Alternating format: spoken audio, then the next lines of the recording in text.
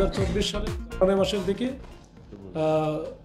জানুয়ারি মাসে ঘটনা, যেটা নিউ মার্কেট থানাধীন একজন মহিলা আফরোজা হোসেন, তো ওনার বাচ্চা হয় না বা বাচ্চা নেওয়ার জন্য অনেক চেষ্টা করেছেন বিভিন্নভাবে। এরপরে ওই যে ফেসবুকে বিভিন্ন পোস্টও দেখেন, এর মধ্যে একটা গ্রুপ দেখেন যে ফেসবুকে যে দেখে যে দোয়া কবুলের অলৌকিক গল্প, এরকম একটা ফেসবুক পেজ সে পায়।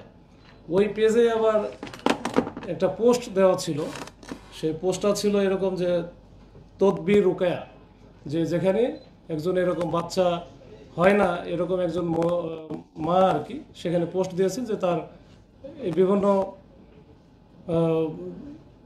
অনেক তরিকা পালন করে তার বাচ্চা হয়েছে। তো এইটা দেখে সে ওইখানকার যে মেসেঞ্জার গ্রুপে ওই যোগাযোগ করে একটা মহিলার সাথে, এই সানজিদা আলো। তো সানজিদা আলো তখন তাকে বলে যে এটা আসলে আমার এই কারিশমাটা হয়েছে অন্য আর একটা গ্রুপ লিঙ্ক আছে, ফেসবুক আইডি লিঙ্ক আছে, সেটা হচ্ছে তাকিয়া বা তাকোয়া। এই তাকোয়াটা ওই লিঙ্কে আপনি একটু যোগাযোগ করতে পারেন। তখন তাকে রেফার করে দিল তাকোয়াতে। এটা কিন্তু জানুয়ারি মাসের ঘটনা, 15 তারিখ বা 16 তারিখ 15 তারিখের ঘটনা। তো এরপরে তাকোয়াতে সে যোগাযোগ করে ওইখানে একটা মহিলার সাথে তার সাথে যোগাযোগ হয়, এবং যোগাযোগ হওয়ার পরে সে মহিলা বলে হ্যাঁ আমরা মোটামুটি এই ধরনের কার্যক্রম আমরা ইতিপূর্বে অনেক করেছি এবং আমাদের কাছে মুশকিল যত আছে এটা আহসান হয়েছে, তো আপনি এটা এদিকে আসতে পারেন। তো এখানে আমরা যেভাবে বলবো সেভাবে কাজ করলে এটা কিন্তু কাউকে বলা যাবে না বা শেয়ার করা যাবে না। তো বলে যে কীভাবে করব, তো বলে যে আপনার ব্যবহার্য যে সামগ্রীগুলো আছে, জিনিসপত্র আছে, মনে করেন আপনি তেল ব্যবহার করেন বা সাবান ব্যবহার করেন বা আপনার হচ্ছে যে পরনের কাপড় চোপড়, এগুলো হচ্ছে আমাদের কাছে পাঠাইতে হবে। পাঠাইলে আমরা এটা ঝাড়ফুঁক দিয়ে দিলে ওটাই যদি আপনি পরিধান করেন, সেক্ষেত্রে আপনার কিন্তু এটা আমার যেটা হয়েছে এটা আপনারও হবে, বা আমি বহু এরকম ঘটনা হয়েছে। তার সাথে সাথে যেটা ছোট্ট একটা বিষয় ছিল, এটা কিন্তু প্রথমে বলে নাই যে স্বর্ণের বিষয় কিন্তু এড়িয়ে গেছে আর কি প্রথম দিকে। তো ওই সময় বলছে যে পাঠানোর আগে আপনি একটা কাজ করে 6100 টাকা পাঠান, এখানে অনেক কিছু লাগবে, ঝাড়ফুঁক দিতে গেলে তো অনেক কিছু কিনতে হয় আমাদের। তো তখন সে বিশেষ করে 6100 টাকা পাঠাইছে তার এক বিকাশ নাম্বারে। তো বিকাশ নাম্বারে পাঠালো। এরপরে আবার তার সাথে পরে আবার যোগাযোগ করে বললো যে ব্যবহার্য সামগ্রীর মধ্যে তো স্বর্ণ আছে আপনার, তো স্বর্ণ তো থাকার কথা আপনার কাছে, তাহলে এই স্বর্ণগুলো না পাঠিয়ে দিয়ে। তখন সে প্রথমে 10 ভরি স্বর্ণ পাঠাইছে। মাঝখানে 10-15 দিন গ্যাপ হয়ে গেছে, এর মধ্যে তো কোনো কিছু হয় না। এখন এই মহিলা যিনি ভিকটিম আফরোজা হোসেন, তো উনি বলেন যে আমার এর মধ্যে তো কোনো লক্ষণ দেখতেছি না, বা 1 মাসের কাছাকাছি হয়ে গেছে। তখন বললো যে এর মধ্যে মনে হয় কিছু ঘাপলা আছে, আপনি যে 10 ভরি স্বর্ণ পাঠালেন, তো এটা মনে হয় সব পাঠান নাই, আরও মনে হয় বাকি আছে। তো আরও বাকি আছে কত, পরে বলো যে আরও তো আমার কাছে হ্যাঁ আরও কিছু বাকি আছে, আমি আসলে লুকাইছিলাম, তো তাহলে ওটাও পাঠিয়ে দেন। পরে 15 ভরি আরও পাঠিয়ে দেয়। তো সব মিলে 25 ভরি স্বর্ণ এটা পাঠায় দেয়। এটা কিন্তু সবই এসে পরিবহনের মাধ্যমে পাঠায়। এখানে প্রাপক প্রেরক দুটারই একই নাম, মোবাইল নাম্বার দেয়, যেটা ওই যে ওটিপির মাধ্যমে তার কাছ থেকে আবার মেসেঞ্জারে জানায় নেয় যে ওটিপি কত যাবে, এইভাবে যেন এটা কোনো ক্লু না থাকে। ক্লু তো একটাই, সেটা হচ্ছে যে পাঠাচ্ছে বা আফরোজা হোসেন যে ভিকটিম, তার মোবাইল নাম্বার, এ তো পুলিশও জানবে না, কেউই জানবে না। তো যাই হোক, এরকম একটা ঘটনা ঘটার পরে যখন সব মিলে 25 ভরি স্বর্ণতে সে দিল তখন, এবং 6100 টাকা দিল, দেওয়ার পরে সে বুঝলো যে আসলে সে প্রতারণার শিকার হয়েছে। মেসেঞ্জার গ্রুপ বন্ধ হয়ে গেছে, মানে যেটা সে যোগাযোগ করতেছিল সবগুলো ব্লক করে দেওয়া। এরপরে তো ফেব্রুয়ারি মাসে সে পুলিশের কাছে আসে। তো পুলিশ এইটা প্রাথমিক দিকে হয়তো বা অতটা, ওই সময় 24 সালের ফেব্রুয়ারি মাসে তখন 420-406টা মামলা হয়, কিন্তু ওই সময় খুব বেশি কাজ হয়তো বা করে নাই অথবা করতে পারে নাই। তো এটা আমরা আসার পরে আমরা কিন্তু নভেম্বর থেকে যে আমরা নতুন একজন আইউকে দেওয়া হয়, তাকে কিছু গাইডলাইন দেওয়া হয়। ফিরোজ এটা নিয়ে কাজ করে, sub inspector Firoz, new market থানার। তো সে মোটামুটি ওই যে 6100 টাকা পাঠাইছিল, ওই সূত্র ধরে কিন্তু মোটামুটি আমরা এটার আদ্যপান্ত একটু খুঁজে বের করি। সে কোন পেজ চালায়, কী করে না করে, এগুলো আমরা সব মোটামুটি আস্তে আস্তে বের করি। বের করার পরে এটা একটু দেরি হয়ে গেছে, গতকাল রাত্রে আমরা কিন্তু এই যে ওই সূত্র ধরে প্রথমে সাভারে আশিফুর রহমান নামে একজন আছে, তো ওনার ওখানে যাই এবং ওনাকে ধরার পরে সে স্বীকার করে। পরে বলে যে এই স্বর্ণগুলো বা এই জিনিসগুলো যে করে মূলত ওই যে পেজ যেটা চালাইছে যে দোয়া কবুলের অলৌকিক গল্প, এইটার যে অ্যাডমিন সঞ্জিদা আলো, এই সঞ্জিদা আলো আসলে ওটা ফেক নাম, এটা তার আসল নাম হচ্ছে অনামিকা। তো এই অনামিকা আবার যে মোহাম্মদপুরে যে বসিলা হাউজিংয়ে থাকে, তো ওইখানে নিয়ে আসার পরে অনামিকার বাসা তো ওইখানে দেখলাম যে তারা স্বামী স্ত্রী মিলে একসাথে থাকে এবং তাদের বিরাট আলিশান কারবার, আইফোন ব্যবহার করে, তারপরে স্যামসাং আলট্রা যেটা আলট্রা 24 লেটেস্ট, বা আইফোন প্রো ম্যাক্স যেটা যে 16 সেটা ব্যবহার করে। তো যাই হোক, তো কোনো চাকরি বাকরি কিছুই নাই, তার সুন্দর সংসার চলতেছে। তো তার কাছ থেকে মোটামুটি আমরা সব মিলে 85 ভরি স্বর্ণ পাই, আর 26 ভরির মতো থাকে পাওয়া যায় হচ্ছে ওই যে বালা, যেটা কপারযুক্ত বালা, আর অন্যান্য। এই বলতে পারেন যে 25 ভরি দিলাম, আবার এখানে আবার অলৌকিক কোনো কিছু ঘটলো নাকি যে 85 হইলো কেমনি। আসলে এটা সে বিভিন্নভাবে আরও এরকম বহু প্রতারণার মাধ্যমে এগুলো অর্জন করেছে।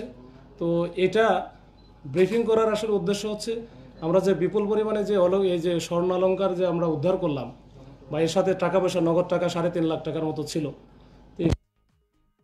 এটা নিয়ে আমরা কাজ করছি। এটা উনি তো খুবই অনামিকা যিনি, এবং ওনার হাজব্যান্ড আছেন আলামিন, এরা দুইজনই খুবই চালাক এবং খুব বেশি শিক্ষিত না, বলা যায় যে মোটা দাগে অর্ধশিক্ষিত, কিন্তু খুবই চালাক চতুর এবং ফেসবুকে খুব এক্সপার্ট। বিভিন্ন গ্রুপ ট্রুপ, তারপরে যে বিভিন্ন আইডি, ফেক আইডি বানানো, এবং সেখানে বিভিন্ন চটকদার কিছু নাম টাম দেওয়া, এগুলো নিশ্চয় খুবই এক্সপার্ট তারা। তো এটা আরও কতগুলো কার সাথে কী হয়েছে আমরা রিমান্ডে নিয়ে আসলে আসলে বুঝতে পারবো যে আসলে কতগুলো এরকম প্রতারণার শিকার হয়েছে তাদের কাছে, মানে কি পরিমাণ লোকজন। এটার বিষয় হচ্ছে যে এটা আয়ুর ওপরে ডিপেন্ড করে অনেকটা। আবার 2 নম্বর হচ্ছে এটার হয়তোবা গুরুত্ব অনেক সময় যদি কম দিয়ে থাকে তাহলে সেক্ষেত্রে ঝামেলা হয়। আর 2 নম্বর হচ্ছে আপনারা জানেন যে 2024 সালে আমাদের কিন্তু এটা 5 আগস্ট বা জুলাই থেকে শুরু করে মোটামুটি এরপরে কিন্তু আমাদের মোটামুটি সেপ্টেম্বর অক্টোবর পর্যন্ত আমরা ওই রকম প্রযুক্তিগত যে সাপোর্ট ওইটা কিন্তু পাই নাই। আবার ওই সময় একটা টার্মোয়েল অবস্থা ছিল, যারা যে ওই সময়ে দায়িত্ব পালন করছে সেও আবার তারাও একটা দেখা গেল যে যাওয়া আসার মধ্যে ছিল। তো এই সব কিছু মিলে আমরা নতুন আয়ু দেওয়ার পরে এটা কিন্তু একটু একটা গতি পাইছে। আর গুরুত্ব প্রথমে না দিলে যেটা হয় যে যখনই দেখে যে জিনের বাচ্চা টাইপের বা নিজের বুদ্ধিতার কারণে কোনো একটা ঘটনা ঘটেছে, এটা হয়তো অনেক সময় অনেকে গুরুত্ব দিতে চায় না, কিন্তু এটা আসলে সবাই গুরুত্ব দেওয়া উচিত। তখন এরকম ঘটনা তো ঘটলে ওই যে ফ্যামিলির ঘটতেছে, বা এই যে 26 ভরি স্বর্ণ অনেক টাকার এটার বিষয়, আবার এখানে টাকা পয়সা অনেক বেশি। তো এগুলো আস্তে আস্তে আমাদের সচেতনতা বাড়াতে হবে। এর মধ্যে আমরা যারা আছি আমাদেরও উচিত যে এটা যেন দ্রুত পদক্ষেপ নেওয়া, এবং আমরা ইনশাল্লাহ নিয়ে থাকি। তো এটা হয়তো একটু ব্যতিক্রম ঘটছে বিভিন্ন কারণে আর কি।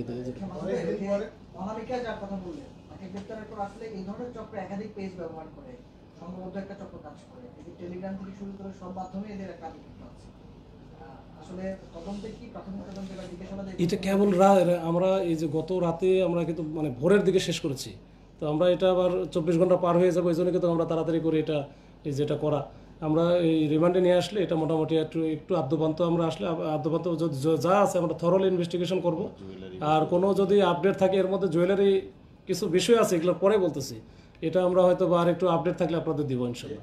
বলছিলাম যে এতদিন পরে যে হঠাৎ করে মানে তাদেরকে ধরা বা এই কোনটা কোথায় থেকে আপনাদের হঠাৎ করে সৃষ্টি হলো, এই ক্লু সব বলা ঠিক হবে না। এটা তো আসলে অনেক, এটা তো যে আমি একটা কথা বলেছিলাম, যেটা হচ্ছে যে এসে পরিমাণে পাঠালো, এই পাঠানোর ওই ক্ষেত্রেও কিন্তু দেখবেন যে প্রয়োগ এবং প্রাপ্য যার কাছে পাঠাচ্ছে ওইখানে কিন্তু কোনো নামও দেয় না, কিচ্ছু দেয় না, জাস্ট ওনার নামে মোবাইল নাম্বারটা বসায় দিচ্ছে কী কারণে, আমরা তো ওই যে এসে পরিমাণে যখন রিসিভ করতে যাবে তখন তো ওটিপি চাই যে আপনার কাছে এটা ওটিপি গেল, ওটা বলেন, যদি বলতে পারলে তখন তো বলে যে তার কাছে মোবাইলটা আছে।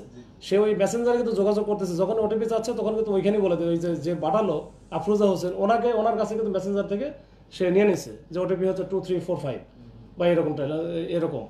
তো এটা করার কারণ হচ্ছে যে তাকে যেন আমরা খুঁজে না পাই, এই হচ্ছে বিষয়। আমরা অনলাইনে এটা করে একটু, এটা তো আসলে এই যে ফেসবুকের পেজ যেটাই যত কিছু হোক, এগুলো আমার প্রশ্নটা ছিল এরকম যে এতদিন পরে যে হঠাৎ করে আপনারা তাদেরকে ধরলেন, এটা হঠাৎের বিষয় না, মানে সব কন্টিনিউয়াসলি এই প্রসেস চলমান ছিল। মানে কি আপনার আমি বলি, এই যে যখন ফেসবুকের যে পেজগুলো থাকে, এটার অ্যাডমিন কে বা এটার সংক্রান্ত যখন আমি জানতে চাবো তখন কিন্তু একটু সময় লাগে।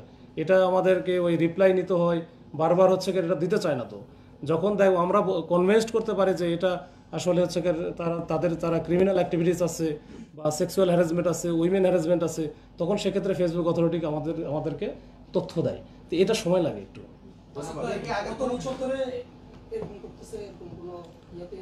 ওনারা প্রফেশনাল, আমাদের কাছে মনে হয়েছে ওনারা প্রফেশনাল। এটা হচ্ছে একটু সময় লাগবে, আমরা আস্তে আস্তে